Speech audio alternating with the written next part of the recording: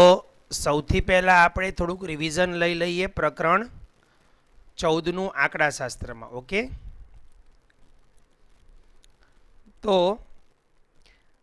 માહિતી સૌથી પહેલાં આપણે લઈ લઈએ મધ્યકની. આપણો ટોપિક 1 છે, એ ટોપિક 1નું નામ છે પહેલાં મધ્યક. ધ્યાન આપજો. ત્યાર પછી અહીંયા બહુલક પણ ભણવાનો છે અને મધ્યસ્થ પણ ભણવાનો છે. આમાં ટોપિક 1 આપણો છે મધ્યકનો. તો ધોરણ 9 પ્રમાણે મધ્યક શું હતું એ બધી બાબતો આપણે અહીંયા સમજતા જઈએ. સૌથી પહેલાં તો તમારી જે માહિતી હતી એ માહિતીના 3 પ્રકાર, સોરી 2 પ્રકાર. માહિતીના 2 પ્રકાર છે. માહિતી એટલે શું એ હું તમને અહીંયા સમજાવું. સ્ક્રીન ઉપર પહેલાં 9મા ધોરણનું તમને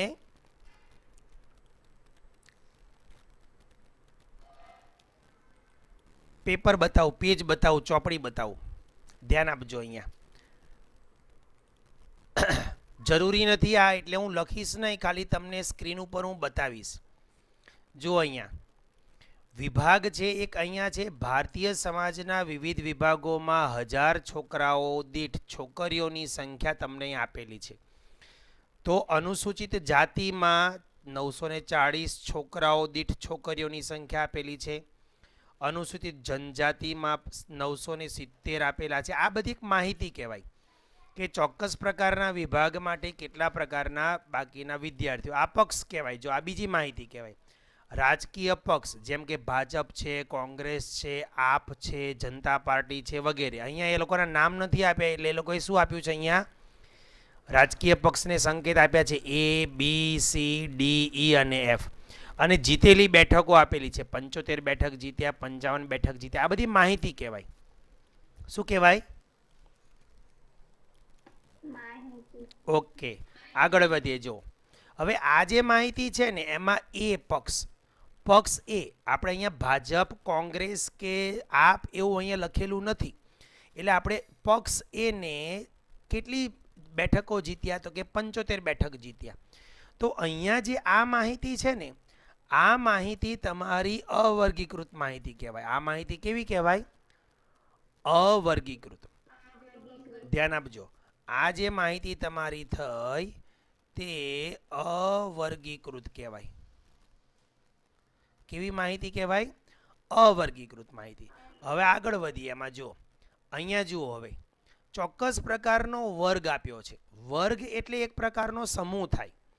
જેમ કે અહીંયા તમને આપેલું છે એક છોડમાં 40 પાંદડાની લંબાઈ મિલીમીટરમાં આપવામાં આવી છે. તેનાથી મળતી માહિતી નીચેના કોષ્ટકમાં દર્શાવી છે.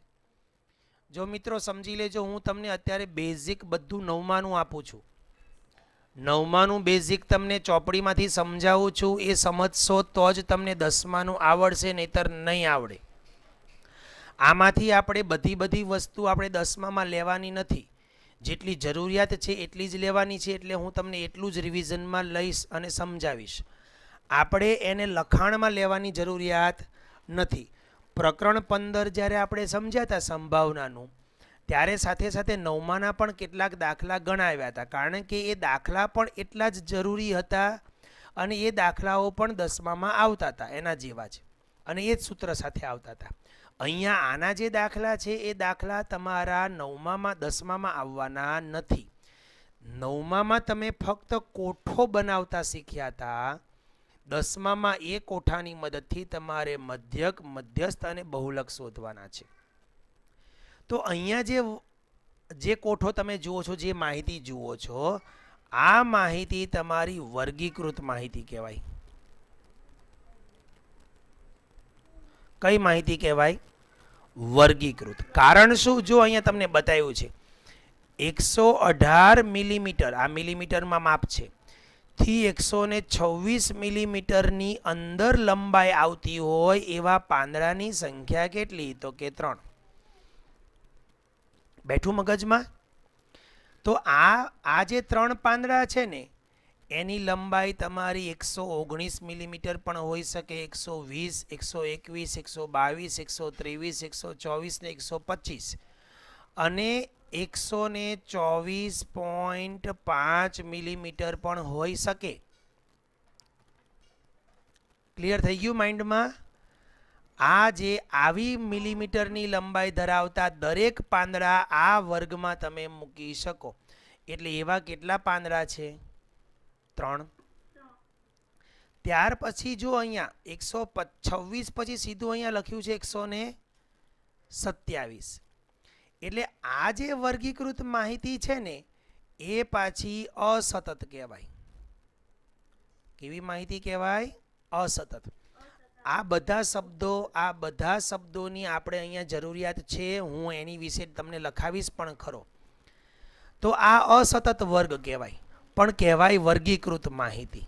તો વર્ગીકૃત માહિતી પણ પાછી 2 પ્રકારની, સતત અને અસતત. બરાબર. હવે હું તમને બતાવું સતત શું. તો જો આ જો નીચેના કોષ્ટકમાં 40 નિયોન બલ્બનું આયુષ્ય આપેલું છે. આયુષ્ય કલાકમાં આપ્યું છે, કોષ્ટકમાં જુઓ. એટલે કે 300 થી 400 કલાક બલ્બ ચાલ્યો હોય એવા બલ્બ કેટલા? તો કે 14 બલ્બ. હા, આમાં 300 થી 400 કલાક આવ્યા. હવે જો અહીંયા જે 400 છે ને એ 400 અહીંયા પાછો છે ફરી. જ્યારે ઉપરની રકમમાં જે અહીંયા 126 છે એ અહીંયા 126 તરીકે નથી, 127 છે. એટલે હવે એ તમને સમજાવવા માંગુ છું કે અહીંના 126 અહીંયા ફરી આવતા નથી. એટલે અસતત કહેવાય, સળંગ ન કહેવાય. એમ કેવું કહેવાય? અસતત. સળંગ નથી, જો વચ્ચે ગેપ પડી ગયો. 26 પછી 27 એટલે કે 26.5 વાળા શેમાં મૂકવા? પાંદડાની લંબાઈ 26.5 mm હોય એને ક્યાં મૂકવા? તમે ક્યાં મૂકશો? એમાં મુકાય જ નહીં ને ભાઈ. તો 127 થી જ શરૂ થાય છે. 126.5 mm પાંદડાવાળાને તમે અહીંયા ક્યાંય મૂકી શકો નહીં. એટલે આમાં થોડીક ખામીઓ રહે. આમાં અમુક સવાલ આવા માપ આવે ત્યારે આપણે થોડાક મુશ્કેલીમાં મુકાઈ જઈએ. જ્યારે અહીંયા જુઓ, અહીં જોયું 40 કલાક જે ચાલ્યું, 400 કલાક જે ચાલે એને તમારે આમાં નથી લેવાના. 400 કલાકવાળાને આમાં લેવાના છે, નીચેના વર્ગમાં. તો અહીંયા કેટલા કલાક સુધીના આવ્યા? તો કે 300 થી 399.99999 વાળું બધું આમાં આવી જાય. પછી 400મો કલાક શરૂ થાય એટલે એ અહીંયા આવે. એટલે આમાં કોઈ પણ પોઈન્ટ વાળી ગમે તેવી પણ રકમ હોય તો રહી જાય નહીં. એટલે આ જે વર્ગીકૃત માહિતી છે આ વર્ગીકૃત માહિતી જ છે, પણ કેવી માહિતી કહેવાય? એને સતત કહેવાય. આ સતત કહેવાય. સતત વર્ગીકૃત માહિતી આને કહેવાય કે જે સળંગ ચાલતી હોય. જો આમાં આને વર્ગ વંચાય, આને વંચાય શું? 300 થી 400. આને વાંચવાનું આવી રીતે, ધ્યાન આપજો. 300 થી શું વાંચવાનું? 400. 300 ઓછા 400 વાંચવાનું નથી, ખાસ ધ્યાન આપજો. તો નીચેનાને શું વાંચવાનું? 400 થી 500, 500 થી 600, 600 થી 700. આવી રીતે વાંચવાનું છે. બસ આ વચ્ચેની જે બાદબાકીની લીટી છે એ બાદબાકી નથી, ડેશ છે. એટલે એથી વાંચવાનું છે. એટલે એ સતત વર્ગ થયું. તો આ કેવો વર્ગ થયો? અસતત વર્ગ. યાદ રહેશે 2 પોઈન્ટ, સતત વર્ગ અને અસતત વર્ગનો ખ્યાલ આવી ગયો ને? ઓકે. અહીંયા પણ વર્ગીકૃત માહિતી જ છે. જો 0 થી 10, 10 થી 20, 20 થી 30, મતલબ આવા કોઠા તમારે હતા. આ કોઠા ઉપરથી તમારે આવૃત્તિ બહુકોણ સમજવાના હતા. હું આના વિશે પછી સમજાવીશ તમને આગળ.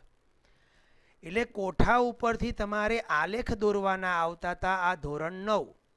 હવે કોઠા ઉપરથી દાખલા ગણવાના છે એ ધોરણ 10. એટલે આપણે ખાલી ઉપયોગ કોઠાનો કરવાનો છે. ધોરણ 10ની અંદર ખાલી કોઠા વાપરવાના છે. એટલે ખાલી કોઠાની તમને માહિતી આપું છું કે કયો કોઠો સતત વર્ગનો ને કયો કોઠો અસતત વર્ગનો. એને આધારે આપણે કોઠાના આગળના બીજા કોલમ્સ બનાવવાના રહેશે. તો આટલું ક્લિયર થઈ ગયું તમને? અહીંયા મેં તમને માહિતી 2 પ્રકારની આપી. એક અવર્ગીકૃત માહિતી અને બીજી કઈ માહિતી? વર્ગીકૃત માહિતી. હવે વર્ગીકૃતમાં પાછા બીજા બે પ્રકાર, સતત અને અસતત. આ સતત છે અને ઉપરનું છે અસતત. બસ આટલી વસ્તુ ધ્યાનમાં લેવાની છે. પછી વર્ગની અંદરની બાબતો પછી હું તમને પાછો આગળ સમજાવતો જાઉં. ચાલો ઓકે. તો હવે પાછા આપણે આપણી સ્ક્રીન ઉપર આવી જઈએ અને અહીંથી આપણે ભણવાની શરૂઆત કરીએ. તો માહિતીના બે પ્રકાર. કયા બે પ્રકાર? નંબર 1 પહેલા લઈ લઈએ આપણે અવર્ગીકૃત. પહેલા આપણે લઈ લઈએ અવર્ગીકૃત માહિતી. જો મિત્રો એક બીજું પણ તમને સમજાવું સાથે સાથે સ્ક્રીન ઉપર. 9મા ધોરણની અંદર જ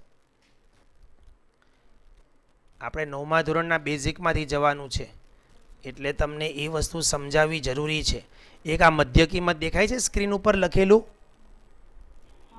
એનું આ સૂત્ર છે વર્ગની મધ્ય કિંમત. આ સૂત્રનો ઉપયોગ આપણે 10મામાં પણ આવશે. બરાબર.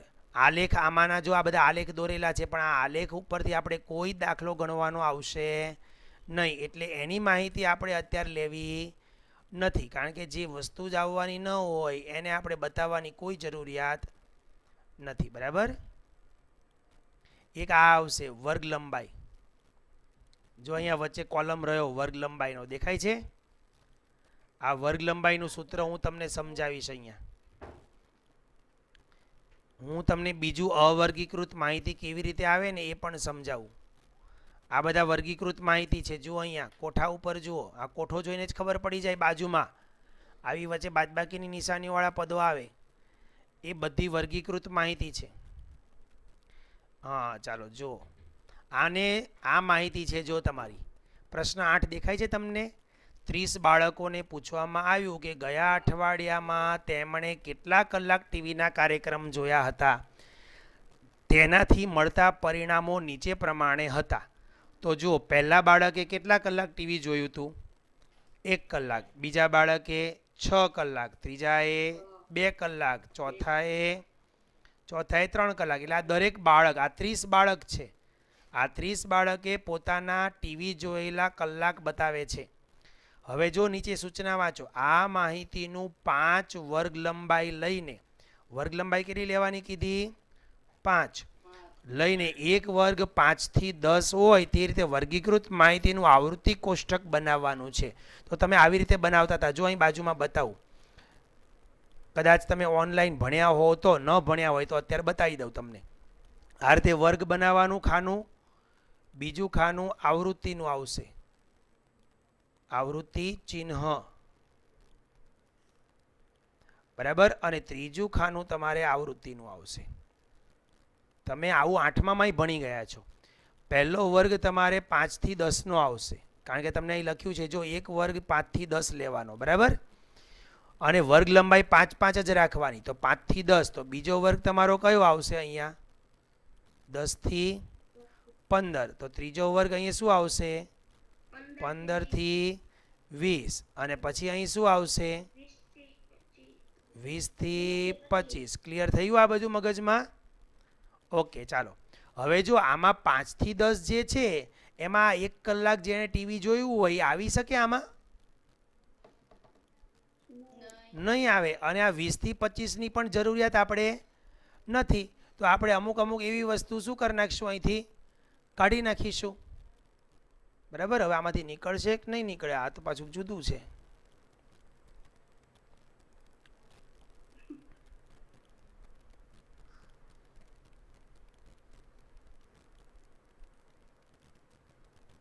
ઇરેઝર છે આ રહ્યું. ચાલો હા, તો કાઢી નાખીએ. બરાબર. આપણે કેટલે સુધી જોઈએ છે?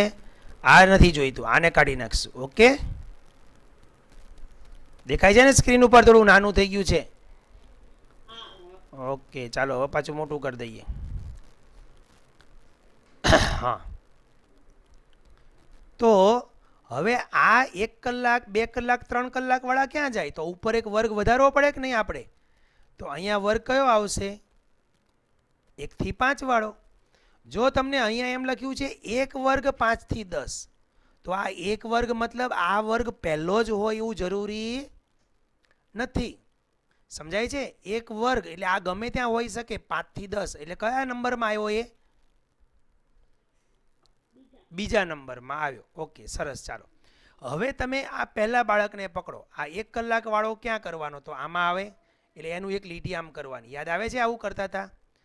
પછી ચાલો 6 કલાક વાળાને ક્યાં મૂકવાનો? 5 થી 10માં મૂકવાનો અહીંયા. પછી 2 કલાક વાળાને પાછો ક્યાં મૂકવાનો? 1 થી 5 કલાકમાં મૂકવાનો. 3 કલાક વાળાને અહીંયા મૂકવાનું. 5 કલાક વાળાને ક્યાં મૂકવાનો? 5 કલાક અહીંયા ઉપર છે ને અહીં નીચે છે. હા, તો એને નીચે મૂકવાનો. યાદ રાખજો, 5 કલાક વાળાને નીચે મૂકવાનો છે.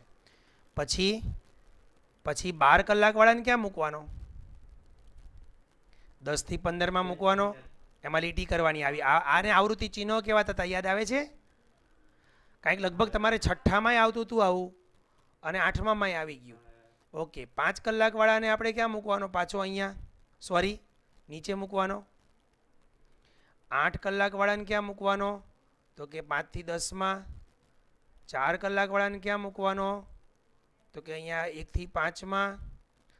8 કલાક વાળાને પાછો આમાં મૂકવો પડે કે નહીં? તો એની માટે તમે લીટી કેવી કરતા હતા? આવી રીતે ત્રાસી. યાદ આવ્યું? આ આવૃત્તિ ચિહ્ન બનાવતા હતા. હે? હા, એટલે 5નો બંચ બનાવી દેવાનો. બરાબર? આખો દાખલો પૂરો કરાવું પછી તમને સમજાવું આગળ. 10 આવૃત્તિ વાળાને ક્યાં મૂકવાનો? તો કે અહીંયા આવશે. 3 વાળાને ક્યાં મૂકવાનો? તો પાછું અહીંયા બોક્સ બનાવી દેવાનું, એટલે 5 જૂથ બની ગયું. 4 વાળાને પાછો ક્યાં મૂકવાનો? તો કે અહીંયા જ. તો થોડેક દૂર પાછી લીટી એની કરવાની, એટલે બીજું બંચ દૂર રહે. 12 વાળાને અહીંયા 10 થી 15માં. 2 ને 1 થી 5માં. 2 ને 1 થી 5માં. 8 ને 5 થી 10માં. 15 ને ક્યાં મૂકવાનો? અહીં નીચે ને. સરસ. ઓકે, પાછો 1 ને અહીંયા ઉપર. 17 ને 15 થી 20માં. 6 5 થી 10માં. 3 પાછો 1 થી 5માં. 2 1 થી 5 એટલે બંચ બનાવી દેવાનો આ રીતે. પછી 8 5 થી 10. 5 થી 10માં જ આવશે. 9 10 થી 15માં આવે. 5 થી 10. 6 5 થી 10. 8 5 થી 10. 7 5 થી 10. 14 10 થી 15માં. અને 12 એ પણ 10 થી 15માં. એમાં પણ આ રીતે બોક્સ બનાવી દેવાનું. ઓકે, હવે જુઓ અહીંયા આ 5 ને 5 કેટલા થયા? એટલે અહીં તમારે 10 લખવાના. અહીંયા 5 ને 5 10 ને 3 હે 13 થયા. અહીંયા 5 થયા. અને અહીંયા આવ્યા 2. હવે 10મામાં શું આવશે એ હું તમને કહું. 10મામાં આ વસ્તુ તૈયાર આવશે. જોજો હવે 10મામાં તમારી અહીંયા આ વસ્તુ તૈયાર આવશે. એક આ આવશે અને એક આ આવશે. આ બધું નીકળી જશે. તો આ વર્ગ અને આ આવૃત્તિની મદદથી આપણે હવે પછી શોધવાના આવશે મધ્યક. બરાબર? મધ્યક શોધવાના દાખલા તમારા 9મામાંય હતા. એ બતાવી દઉં તમને. આજે આપણે ખાલી રિવિઝન જ કરવાનું છે બધું 9માનું. કારણ કે તમારી પાસે હવે 9માના પાઠ્યપુસ્તક રહ્યા નથી અને સરકારે પરીક્ષા ગોઠવી છે. બરાબર? કાંઈ નહીં, તૈયારી કરજો. આમાંથી કાંઈક અત્યારે જે શીખવાડું છું એવું જો આવી ગયું તો તમને કામમાં આવશે. ઓકે? કેમ એના એ પેજ રિપીટ થયા? આ રહ્યું જો. હા, સરસ. જો હવે સ્ક્રીન ઉપર જુઓ, અહીંયા મધ્યક એટલે શું એની થોડીક સમજૂતી આપી દઉં તમને. મધ્યક એટલે એક પ્રકારની સરેરાશ. શું? એક પ્રકારની સરેરાશ. મધ્યવર્તી સ્થિતિમાન કહેવાય એને. યાદ રાખજો આ વસ્તુ. હવે 9મા ધોરણ ઉપરથી આ વસ્તુ સમજાવું છું. મધ્યવર્તી સ્થિતિમાનના માપ કયા કયા? તો કે મધ્યક, મધ્યસ્થ અને બહુલક. આ ત્રણ મધ્યવર્તી સ્થિતિમાનના માપ છે. ઓકે, આપણે અગાઉ જે સમજી ગયા એની મદદથી હવે થોડાક દાખલાને સમજવાના. જો અહીંયા તમને પ્રશ્ન આપેલો છે કે પ્રશ્ન એક આ છે કે 10 ગુણના 5 પ્રશ્ન પૂછેલા છે. બરાબર? પહેલો પ્રશ્ન 10 ગુણનો, બીજો પ્રશ્ન પણ 10 ગુણનો, ત્રીજો પ્રશ્ન પણ 10 ગુણનો, ચોથો પ્રશ્ન પણ 10 ગુણનો, પાંચમો પ્રશ્ન પણ 10 ગુણનો. એટલે કુલ કેટલા ગુણનું પેપર હશે આ? સરસ, કુલ ગુણ 50 થયા. બરાબર? હવે એમાંથી મેરીના લખ્યું. જો અહીંયા મેરીના ગુણ. બરાબર? એટલે મેરી નામની કોઈ વિદ્યાર્થીની હશે. એણે પહેલા પ્રશ્નમાં 10માંથી કેટલા ગુણ મેળવ્યા? 10માંથી 10. જ્યારે હરીનાને ખાલી 4 જ મળ્યા. હા, મેરીનાનો બીજો પ્રશ્ન પણ 10 ગુણનો જ હતો. એને 10માંથી કેટલા ગુણ મળ્યા? 8. અને હેરીના 7. ત્રીજો પ્રશ્ન પણ 10 ગુણનો જ હતો. એમાં મેરીને કેટલા મળ્યા? 9. અને હરીના કેટલા થયા? 10. ચોથો પ્રશ્ન પણ 10 ગુણનો જ હતો. મેરીને કેટલા મળ્યા? 8. હરીને કેટલા મળ્યા? 10માંથી 10. અહીંયા પાંચમો પ્રશ્ન પણ 10 ગુણનો જ હતો. એમાં મેરીને કેટલા મળ્યા? 7. અને હરીને કેટલા મળ્યા? 10. હવે ધ્યાન આપજો. તો ખાલી મેરીના ગુણની સરાસરી કરવી હોય, મેરીના ગુણની, તો ધ્યાન આપજો. સરાસરી તમારે આવતું હતું આવું સરાસરી, એવું 5મા ધોરણમાં, 6ઠ્ઠા ધોરણમાં. સરાસરી બરાબર અવલોકનોનો સરવાળો. અવલોકનોનો સરવાળો. વિદ્યાર્થી મિત્રો, એક બીજી સૂચના આપી દઉં. આની તમને પીડીએફ નહીં મળે હો, આનો વિડીયો જ બનેલો છે. આ જે હું તમને અત્યારે રિવિઝન કરાવું છું 9મા ધોરણનું, એ 9મા ધોરણનું રિવિઝન ફક્ત વિડીયોમાં મળશે, પીડીએફમાં નહીં મળે. કારણ કે અત્યારે જે રેકોર્ડિંગ ચાલે છે, હું તમને જે લખીને બતાવું છું ને, એ મારા કમ્પ્યુટરમાં રહેલી 9મા ધોરણની ટેક્સ્ટબુકની પીડીએફ છે. અને હું તમને જે પીડીએફ મોકલું ને, એ આની મોકલું છું. આજે આવું મારું લખેલું હોય એની. સમજાઈ ગયું? એટલે તમને આમાં જે કાંઈ પ્રશ્ન હોય અત્યારે જ પૂછી લેજો, અથવા વિડીયોમાં સમજી લેજો.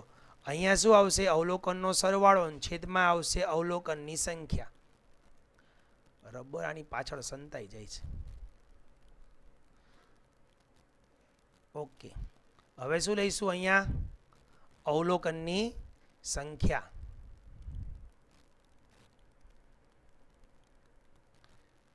ધ્યાન આપી લેજો, એકદમ સહેલું છે. અવલોકનોની સંખ્યા. ચાલો, અવલોકનોનો સરવાળો એટલે અવલોકનનો સરવાળો કરીએ. ચાલો હવે અવલોકન કોના? પહેલાં મેરીના ગુણ ગણો. મેરીના અવલોકન કયા કયા? તો કે 10. એટલે એને મેળવેલા ગુણ 10 વત્તા 8 વત્તા 9 વત્તા 8 વત્તા 7. કેટલા થયા? કોઈએ ગણી રાખ્યા? ઓકે, છેદમાં શું આવશે? અવલોકનની સંખ્યા એટલે કેટલા આવશે? 5. ઓકે, ચાલો ચેક કરી લઈએ. 10, 10 ને 8 18, 18 ને 9 27, 27 ને 8 35, 35 ને 7 42. વેરી ગુડ, સરસ. તો 42ના છેદમાં 5 બાજુમાં લખેલું જ છે. જો એ લોકોએ સીધું 42 લખી દીધું છે. અહીંયા આ લોકોએ સરેરાશ ગુણમાં સીધા 42 કેવી રીતે આવ્યા એ મેં તમને ડિટેલથી બતાવ્યું. જોયું? હવે 42ને તમે 5 વડે ભાગશો એટલે તમારો જવાબ અહીં બાજુમાં લખ્યો તેમ 8.4 આવશે. તમારે ભાગાકાર કરીને ચેક કરી લેવાનું. તો એ જ રીતે હવે હરીના ગુણની સરાસરી 8.2 આવી. તો બોલો કોણ વધારે હોશિયાર?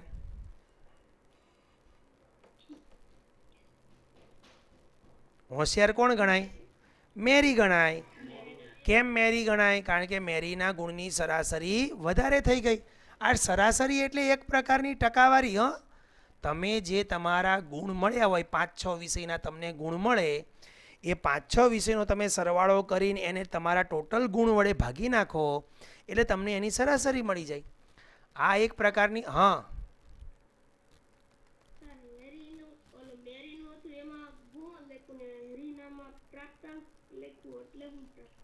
પ્રાપ્તાંક એટલે ગુણ જ ભયલા આવે એ લોકો આ દોઢા છે બધા. પ્રાપ્તાંક એટલે પ્રાપ્ત કરેલો અંક જ કહેવાય કે નહીં? પ્રાપ્તાંકની સંધિ છૂટી પાડ આવે તમારે સંધિ. પ્રાપ્તાંક એટલે પ્રાપ્ત વત્તા અંક. પ્રાપ્ત વત્તા અંક અને પ્રાપ્ત એટલે મેળવવું. એટલે મેળવવું. તો હરિએ જે મેળવેલા અંક છે તે પ્રાપ્તાંક જ કહેવાય ભાઈ. પ્રેમિલભાઈ ક્લિયર ને હવે? ઓકે ચાલો આગળ વધીએ. તો આ થઈ સરાસરી. આ એક પ્રકારનો મધ્યક જ કહેવાય. સરાસરી એટલે બીજું એનું નામ છે અહીંયા મધ્યક. ધોરણ નાના હતા, છઠ્ઠામાં હતા ત્યારે બધે સરાસરી શબ્દ આવતો હતો. નવમામાં આવ્યા એટલે મધ્યક થઈ ગયો અને 10મામાંય મધ્યક થઈ જશે. તો આ જે ગુણ છે એ બધા તમારા મધ્યક છે. જો આ રહ્યા સરાસરી ગુણ મેળવ્યા તેને મધ્યક કહેવાય. આવ્યું જો મેરીએ? ક્લિયર કે નહીં? સરસ. ચાલો તો સરાસરીને બીજું શું કહેવાય? મધ્યક. ચાલો હવે અહીંયા જુઓ. આ જુઓ 5 વ્યક્તિઓને પૂછવામાં આવ્યું કે તેમના સમાજમાં સામાજિક કાર્ય કરવા માટે એક અઠવાડિયામાં કેટલો સમય તે ફાળવતા હતા. તો તેમણે કહ્યું પહેલી વ્યક્તિ કેટલો સમય સામાજિક કામ માટે ફાળવતો હતો અઠવાડિયામાં? 10 કલાક. બીજો 7 કલાક, 13 કલાક, 20 કલાક અને એક ભાઈ 15 કલાક. તો એક અઠવાડિયાના તેમના દ્વારા સામાજિક કાર્યમાં ફાળવેલા સમયનો શું શોધવાનો કીધો? તો મધ્યકનો મતલબ શું? હા તો હવે આપણે અહીંયા લખીશું મધ્યક. ચાલો સરાસરી નહીં. તો મધ્યકનું પણ સૂત્ર શું આવે? જે સરાસરીનું સૂત્ર આવે. બોલો મધ્યકનું સરાસરીનું સૂત્ર શું હતું? તો અહીંયા તો અવલોકનોનો સરવાળો અને છેદમાં આવતું અવલોકનની સંખ્યા. તો ચાલો અહીં શું કરીશું બોલો? 10 વત્તા 7 વત્તા 13 વત્તા 20 વત્તા 15 અને આખાના છેદમાં શું આવે? 5 આવે. ઓકે કરો સરવાળો. ચાલો 10 17 17 ને 30 ને 30 થયા. 30 ને 20 30 ને 20 50 50 ને 15 65 થાય. પહેલાં 65ના છેદમાં 5 તો 13 પંચા 65 આવે કે નહીં? તો છેદ ઉડાડો તો કેટલા કલાક આવ્યા? એટલે આ 13 કલાક શું કહેવાય ખબર છે? આ ભાઈએ ભલે 10 કલાક જ કામ કર્યું પણ આ ભાઈએ 20 કલાક કામ કર્યું ને આમાંથી 3 કલાક આને આપી દો. પછી આમાં આ ભાઈએ 7 જ કલાક કામ કર્યું તો આમાંથી હજી બીજા 6 આને આપી દો. ક્લિયર થાય છે મગજમાં? એટલે બેલેન્સ કરવાનું. Very good. 5-5નું બેલેન્સ 13 કલાક થયું એમ. એટલે એ એનો મધ્યક કહેવાય, એ એની સરાસરી કહેવાય. તો જો હવે મધ્યકનું સૂત્ર એ લોકોએ હવે આપ્યું અહીંયા. આપણે અગાઉના ધોરણમાં અભ્યાસ કરી ગયા કે 9મામાં એવું લખે છે, અગાઉ ભણી ગયા કે, પણ મધ્યક વિશે તમે 8માં ભણ્યા નથી. પણ મધ્યકની જગ્યાએ સરાસરી વિશે તમે ભણી ગયા છો. એટલે સૂત્ર એનું એ જ થાય કે બધા અવલોકનોનો સરવાળો છેદમાં અવલોકનની કુલ સંખ્યા. ક્લિયર હવે માઇન્ડમાં? ઓકે. હવે જો અહીંયા એક બીજી સૂચના છે. મધ્યક શોધવા માટેની પદ્ધતિ સરળ કરવા માટે એક ચલ xi તરીકે લે છે. એટલે xi એ શું? તો કે xi નો મતલબ થાય xi એમાં આઈની કિંમત તમે 1 2 3 4 5 આવી અનંત સુધીની મૂકી શકો. તો એનો મતલબ થયો x1 x2 x3 x4 આવી રીતે, એમ સમજ્યા? એટલે એનો હવે અહીં બતાવું, આ જે 10 છે ને એક વ્યક્તિ એ તમારો x1 છે, તો આ બીજો વ્યક્તિ છે તે તમારો x2 છે, તો આ શું છે x3, તો આ કોણ છે x4, તો આ 15 કલાક એ તમારા x5 થઈ જાય. અહીંયા હવે એને સાંકેતિક ભાષામાં લખવાનું છે અને આ xi જે છે xi એનો ઉપયોગ આપણે 10માં આવવાનો છે. જો અહીં લખ્યું છે i ને અવલોકનનો ક્રમ છે. i શું છે? i શું છે? અવલોકનનો ક્રમ. એટલે i બરાબર 1 થી 5 લેવાના. જો લીધા ને આપણે x1 x2 x3 ને x5, ઓકે, ઉપરની રકમ માટે. ઓકે, તો જો અહીં લખ્યું છે, તો એનો અર્થ એવો થયો કે જે x1 છે 10 છે. જો અહીં લખ્યું છે ને, આપણે અહીં લખ્યું ને x1 ને 10, જો 10 આગળ x1 લખ્યો કે નહીં, તો x1 એ 10 છે, તો એનો મતલબ x1 દર્શાવે છે. તેવી જ રીતે બોલો x2 કોણ થઈ ગયો 7, x3 કોણ થઈ ગયો 13, x4 કોણ થઈ ગયો 20 અને x5 કોણ થઈ ગયો 15. જો આ રહ્યું, જો આ જ વસ્તુ બધી અહીંયા મેં આવી છે તમારી બુકમાં લખેલું. તો હવે જ્યારે આપણે મધ્યક શોધીશું ને ત્યારે બધા અવલોકનોનો સરવાળો અહીં આપણે કરી નાખ્યો. અહીંયા ઉપર જો, આ ઉપર જો આપણે સરવાળો કર્યો, અહીંયા બધા અવલોકનોનો સરવાળો 10 7 13 20 15 ડાયરેક્ટ લખી દીધું ને મેં. હવે આપણે શું કરવાનું, આ સૂત્ર લખીને આ નહીં લખવાનું, આ નહીં લખવાનું, પહેલાં શું લખવાનું સૂત્ર લખ્યા પછી x1 x2 x3 x4 x5 અને આખાના છેદમાં શું લખવાનું 5. આ લખ્યા પછી આવું લખવાનું. બેઠું મગજમાં? તો જો હવે નીચે એ લોકો એ રીતે દાખલો આપ્યો. જો બધા અવલોકનોનો સરવાળો ડાયરેક્ટ નથી લખ્યો અહીંયા, એની જગ્યાએ શું લખ્યું એ લોકોએ x1 x2 x3 x4 x5 નો સરવાળો કર્યો છેદમાં 5, પછી કિંમતો મૂકી. જો અહીંયા આપણે આ વસ્તુ ડાયરેક્ટ કરી હતી, 13 જવાબ આવ્યો. ક્લિયર? હવે આટલું લાંબુ ન લખો, x1 x2 x3 x4 આવું લાંબુ ન લખો, તો આને ટૂંકમાં લખવાની પદ્ધતિ છે સિગ્મા. આ સિગ્મા એટલે સરવાળાનો સંકેત છે. સિગ્મા પછી અહીંયા i આવે બરાબર 1, અહીં લખવાના 5 અને અહીં લખી દેવાનું xi. તો આ જે સંકેત લખ્યો મેં અત્યારે, આનો મતલબ આવો થાય. આનો મતલબ શું થાય? x1 વત્તા x2 વત્તા x3 વત્તા x4 અને વત્તા x5. આટલું બધું લાંબુ ન લખવું હોય તમારે તો આટલું ખાલી લખી નાખો તો ચાલે.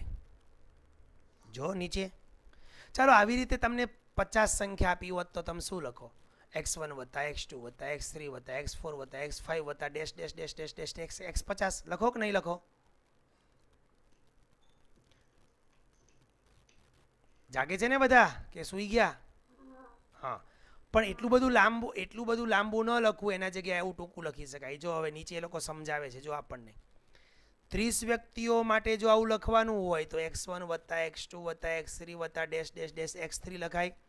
તો એની જગ્યાએ આ તો કઠિન કાર્ય છે એમ લખે. જો કઠિન કાર્ય આપણે કહીએ ને સર આટલું બધું લાંબુ થોડું લખાય, અઘરું પડે, આ તો આપણને આળસ આવે ને લાંબુ લખવામાં.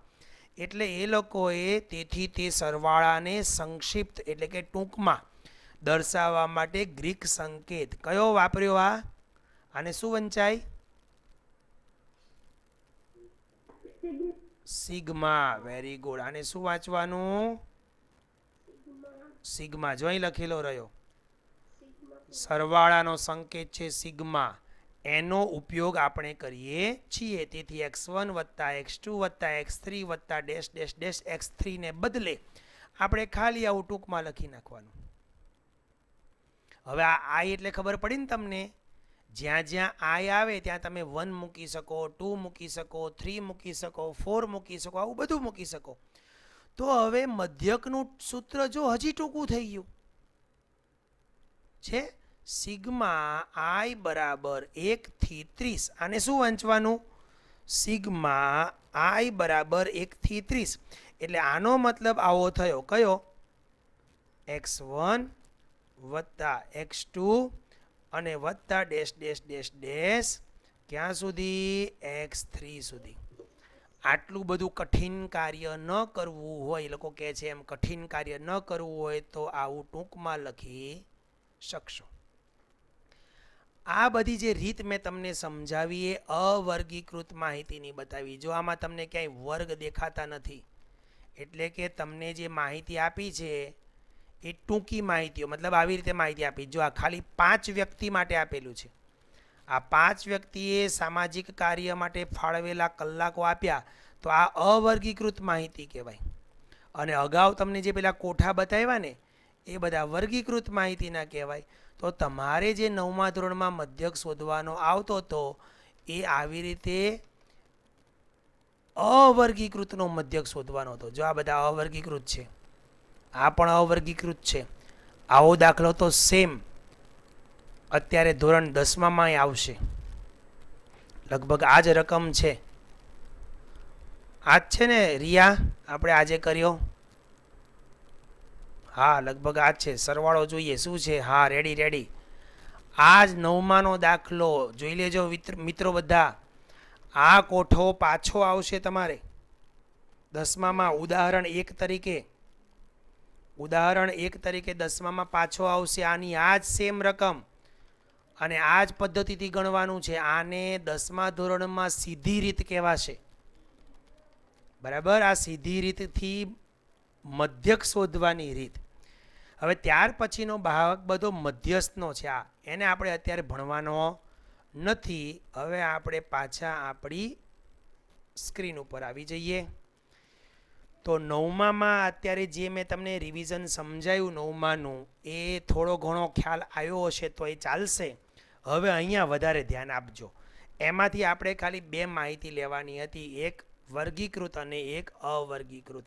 એમાંથી વર્ગીકૃત માહિતીમાં કેવું હતું એ જોઈ ગયા, અને એમાં મધ્યક શોધવાની દાખલા કેવી પદ્ધતિના હતા એ જોઈ લીધા. એવા દાખલા અહીંયા 10મા ધોરણમાં વિકલ્પમાં કે ખાલી જગ્યામાં પૂછી શકે હો. હા, એ જે સામાજિક કામવાળો જે દાખલો હતો કે નહીં, ફરી સ્ક્રીન ઉપર બતાવું.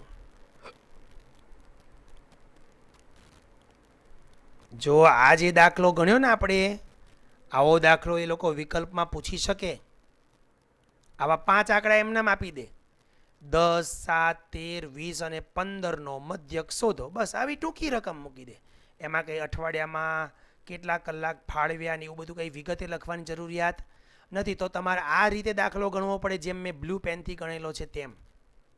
અવલોકનોનો સરવાળો અને અવલોકનની સંખ્યા. અહીંયા ઉપર પણ આપણે એક દાખલો આવો ગણ્યો. જો તમને એમ કહે કે મેરીનાના ગુણ 10, 8, 9, 8 અને 7 આ મુજબ છે, તો તેનો મધ્યક શોધો. તો આ રીતે મધ્યક શોધી નાખવાનો.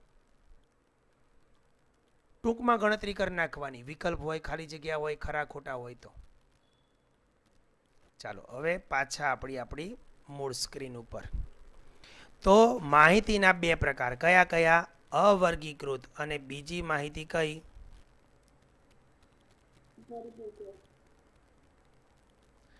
વર્ગીકૃત માહિતી. બરાબર? અવર્ગીકૃત માહિતીના આપણે ઉદાહરણ લઈ લઈએ એટલે આપણને અહીંયા વધારે સમજણ પડતી જાય. એ જે પેલા દાખલા લીધા હતા ને એ જ. બરાબર? અવર્ગીકૃત માહિતી. આને પછી આપણે બહુ ભણવાની નથી, એટલે ખાલી એક ઉદાહરણથી સમજીને કામ પૂરું કરી દઈશું. અવર્ગીકૃત માહિતીથી મધ્યક શોધવાનો દાખલો આવે એ મેં તમને હમણાં સમજાવ્યો તેમ. બરાબર? એનું એક ઉદાહરણ લઈ લઈએ. 10, 7 પછી કેટલા હતા? 13, 8 અને 15 ચાલશે. ચાલો આવી રીતે લઈએ. નો મધ્યક શોધો.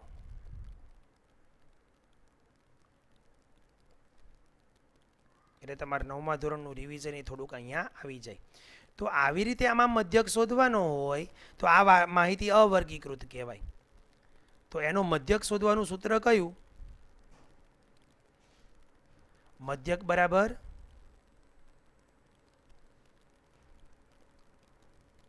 અવલોકનોનો સરવાળો અને છેદમાં લઈશું અવલોકનની સંખ્યા.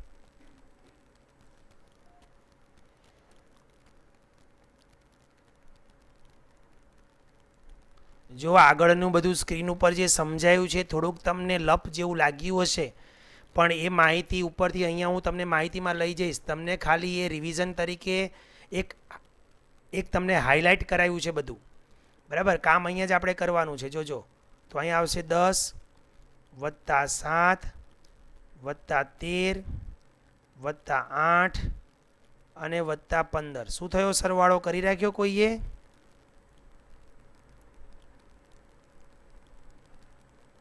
છેદમાં શું આવશે? કેમ બધા સૂઈ ગયા કે શું?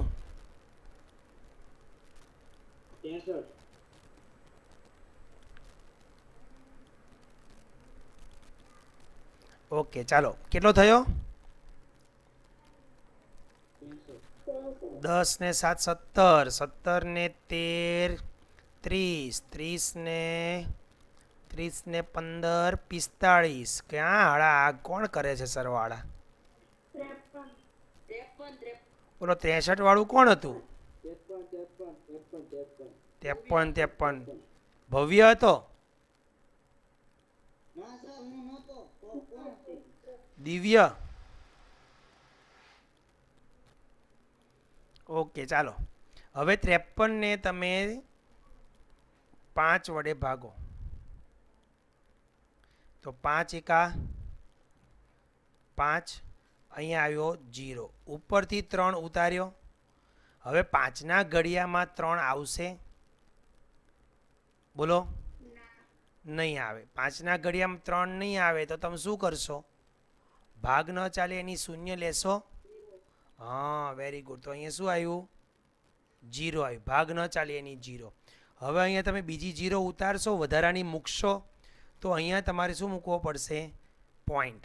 હવે 5ના ઘડિયામાં 30 લાવો તો 5 6 30. ઓકે, જવાબ 0 0 શેષ 0 0 થઈ ગઈ. તો તમારો જવાબ શું આવ્યો? 10.6. ઓકે, 10.6. આ તમારો મધ્યક.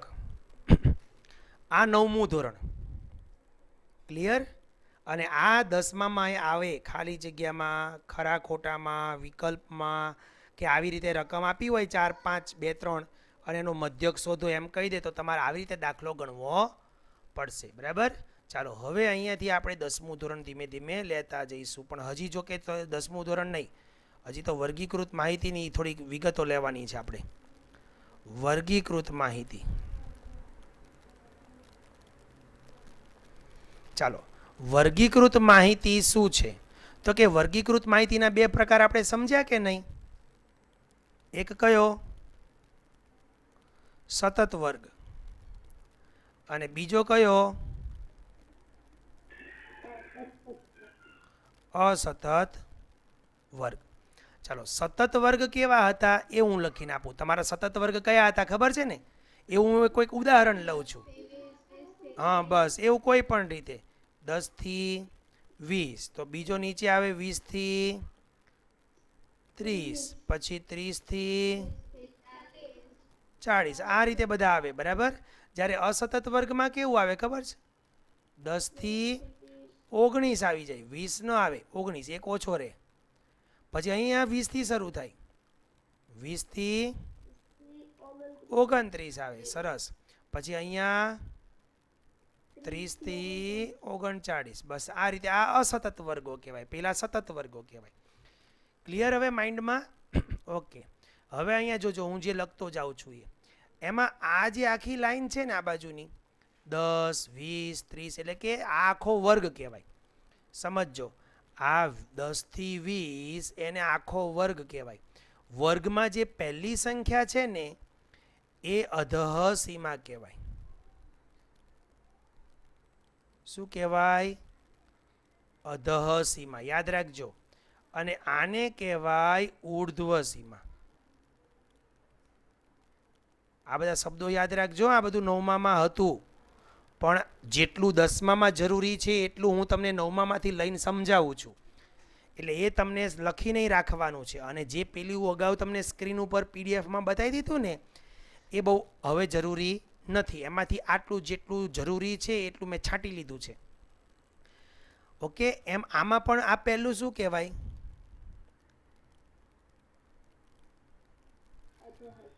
અધઃ સીમા કહેવાય. અને આ બીજું શું કહેવાય? પાછળ જે હોય તે ઉર્ધ્વ સીમા કહેવાય. ઓકે. ચાલો, હવે આ જે અધઃ સીમા છે ને, એ અધઃ સીમાને જ અધઃ સીમા બિંદુ કહેવાય. અધઃ સીમા બિંદુ કહેવાય. અને આ જે ઉર્ધ્વ સીમા છે ને, એને જ ઉર્ધ્વ સીમા બિંદુ કહેવાય. હા, જો પાછળ શબ્દ લાગી ગયો બિંદુ, હા, એટલે બંનેમાં ડિફરન્ટ છે એ હું તમને સમજાવીશ પાછો. જ્યારે આમાંથી તમે 50 પૈસા વાપરી નાખો, એટલે કે 0.5 બાદ કરવાના. આ દરેકમાંથી 0.5 બાદ કરો. ચાલો, આમાંથી 0.5 બાદ કરો તો શું થાય? 9.5. આમાંથી 0.5 બાદ કરો, શું થયું? 19.5. જો 0.5માં ખબર ન પડે ને તો 50 પૈસા વાપરી નાખવાના. 30 રૂપિયામાંથી 50 પૈસા વપરાઈ જાય તો કેટલા વધે? હા, 29.50 પૈસા વધે. બસ એ. ઓકે. આને કહેવાય અધઃ સીમા બિંદુ. એવી જ રીતે આમાં એ 0.5 પ્લસ કરવાના, એટલે એ બની જાય તમારું ઉર્ધ્વ સીમા બિંદુ. ઓકે. આ વસ્તુ યાદ રાખજો. એટલે આમાં તમારે 0.5 પ્લસ કરવાના, તો શું થાય? 19.5. આમાં પ્લસ કરો, 29.5. આમાં પ્લસ કરો, 39.5. હવે આ લીલા રંગના જુઓ, લીલા રંગ છે એને જુઓ. અહીંયા 19.5 આવ્યો, એ 19.5 અહીંયા આવી જાય. જો, એટલે આ સતતમાં રૂપાંતર પામ્યું. અસતતને સતતમાં રૂપાંતર કરવું હોય તો અધઃ સીમામાંથી 50.50 બાદ કરવાના અને ઉર્ધ્વ સીમામાં 0.5 પ્લસ કરવાના.